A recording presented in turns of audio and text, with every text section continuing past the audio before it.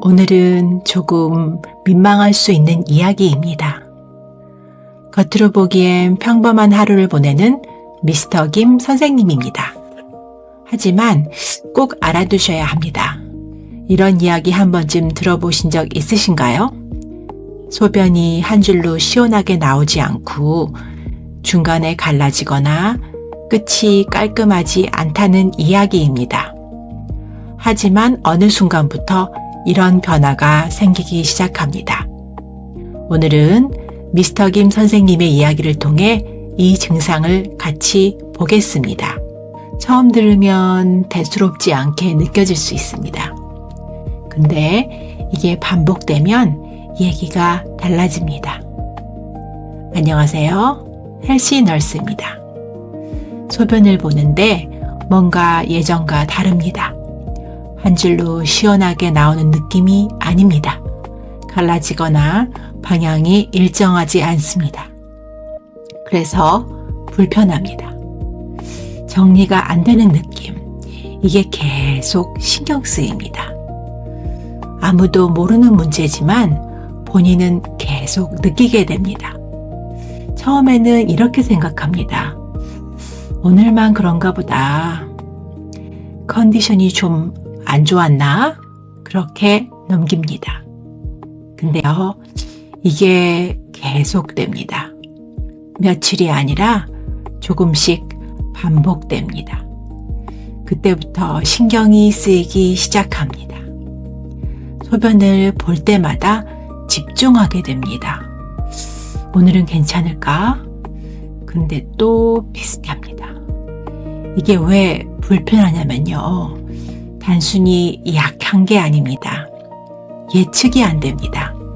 한 줄로 나오지 않으니까요. 흐름이 일정하지 않습니다. 그래서 더 신경 쓰입니다. 이 작은 변화가 생활 안으로 들어오기 시작합니다.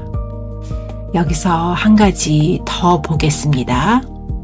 이게 그냥 불편으로 끝날까요? 처음에는 그렇습니다.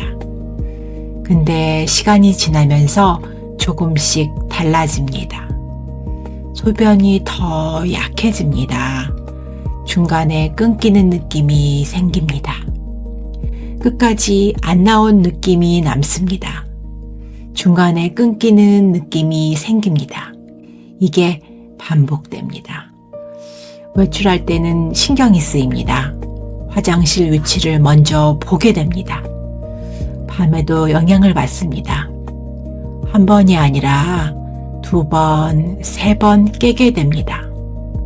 그래서 다음 날이 달라집니다. 피곤합니다. 집중이 안 됩니다. 이렇게 연결됩니다. 이건 하나의 문제가 아니라 하나에서 시작된 변화입니다. 이런 변화가 생기는 이유, 여러 가지가 있을 수 있습니다. 그중 하나가 전립선입니다. 전립선이 커지면 소변이 지나가는 길을 조금씩 누르게 됩니다. 그래서 흐름이 매끄럽지 않습니다.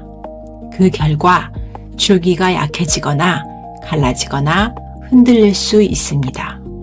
하지만 이게 전부는 아닙니다. 그래서 더 중요한 건 변화 자체입니다. 그럼 이걸 어떻게 관리할 수 있을까요? 전립선 비대증, 병원에 가지 않고도 관리할 수 있는 방법들이 있습니다. 첫째, 저녁에는 물이나 음료를 조금 줄여보세요. 밤에 자주 깨는 것을 줄이는데 도움이 됩니다. 둘째, 커피나 술 같은 자극적인 음료는 가능하면 줄이는 것이 좋습니다. 전립선 자극을 줄여 증상 완화에 도움이 됩니다. 셋째, 집에서 할 수 있는 운동도 중요합니다. 케겔 운동이나 가벼운 걷기를 꾸준히 해보세요. 골반 근육이 강화되면 소변 조절이 훨씬 수월해질 수 있습니다. 그리고 톱 야자, 흔히 말하는 소팔메토 같은 허브 보충제나 아연, 오메가3 같은 영양제도 도움이 될 수 있습니다. 다만 보충제를 시작하기 전에는 전문의와 꼭 상담하는 것이 안전합니다. 증상이 계속되거나 불편함이 점점 심해진다면 전문가 상담을 꼭 받아보세요. 이런 이야기를 듣다 보면 꼭 본인이 아니더라도 꼭 주변에서 비슷한 얘기를 한 번쯤은 들어보셨을 수 있습니다.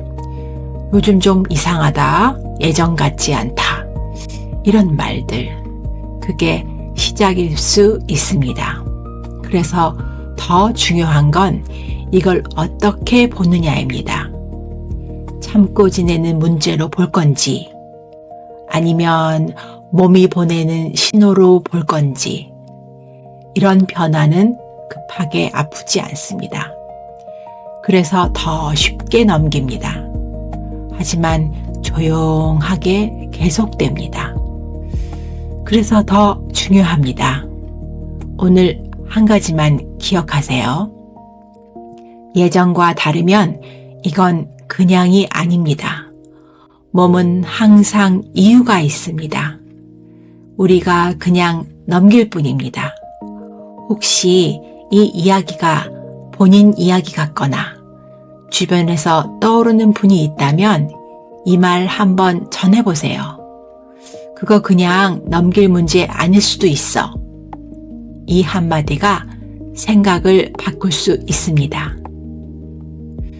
이 영상이 도움이 되셨다면 구독과 좋아요 부탁드립니다. 감사합니다.